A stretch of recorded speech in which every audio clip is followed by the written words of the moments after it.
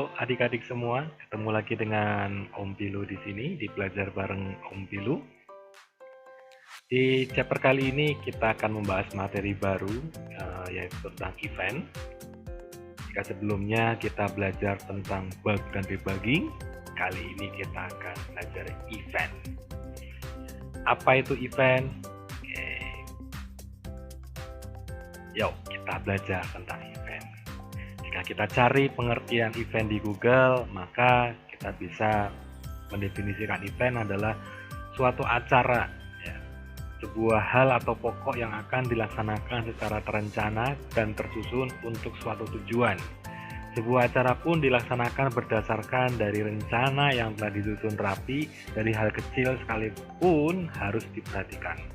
Event pun tidak dilakukan atau dilaksanakan secara tiba-tiba. Ini diambil dari suatu artikel ya di Google. Jadi disimpulkan kalau berdasarkan definisi di sini, event adalah acara. Nah, tetapi sayangnya kita nggak akan membahas tentang acara di sini. Kita akan membahas event dari sudut pandang ilmu komputer. Dan ini yang mungkin lebih dekat artinya. Apa itu event? Event adalah istilah komputer, keadaan yang diakibatkan oleh perubahan kondisi suatu item.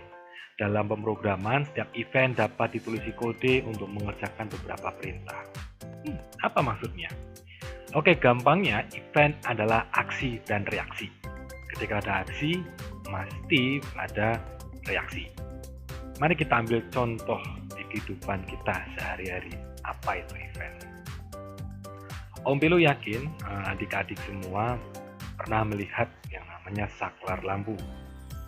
Yang ada di sini adalah saklar lampu, dan Om Pilu pun yakin beberapa dari adik-adik pernah menekan saklar lampu tersebut. Jika adik-adik perhatikan, apa yang terjadi ketika adik-adik menekan saklar lampu tersebut? Jika lampunya masih mati, tentu ketika saklarnya ditekan, maka lampu akan hidup. Jika lampunya hidup, ketika ditekan saklarnya, maka lampu akan mati. Itulah event. Jadi aksinya apa? Aksinya adalah menekan saklar lampu, dan reaksinya apa? Reaksinya adalah ya lampu menyala atau lampu mati. Itu namanya event. Contoh yang lain lagi adalah bel rumah. Jika bel ditekan, maka akan terdengar suara bel ting-tung misalnya gitu. Itu juga namanya event. Aksinya apa? Aksinya adalah menekan bel, menekan tombol bel maksudnya ya, menekan tombol bel, lalu bel rumahnya berbunyi gitu. Dan terakhir, Om Pilu yakin banget nih banyak dari adik-adik yang pernah bermain game. Ketika adik-adik bermain game mungkin menggunakan joystick seperti yang tampil di situ yang berwarna hitam. Ketika adik-adik menekan tombol kiri, maka mobil atau karakter akan bergerak ke kiri. Menekan tombol kanan ini, maka akan menggerakkan karakter ke kanan. Itulah namanya event juga.